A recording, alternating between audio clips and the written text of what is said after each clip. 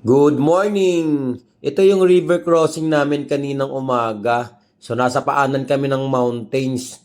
So yung height ng tubig ay kasing taas nung tuhod natin at kakaiba yung experience na to kasi hindi naman natin laging ginagawa ito. So may mga taong naliligo dyan at kakaiba kasi syempre may tubig kang dadaanan tapos ilog yan. So mayroong excitement. Kaya nga family adventure yung ginawa namin dito. Galing kami sa campsite.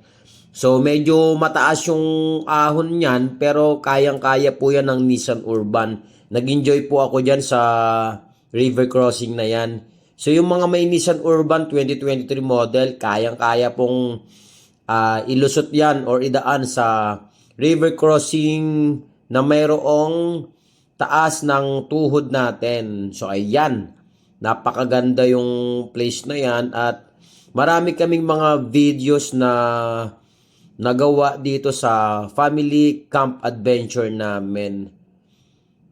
So ang lugar po na ito ay sa Tanay Camp Hiatus, yung campsite. Maraming salamat po. Sa next video po ulit. Bye-bye!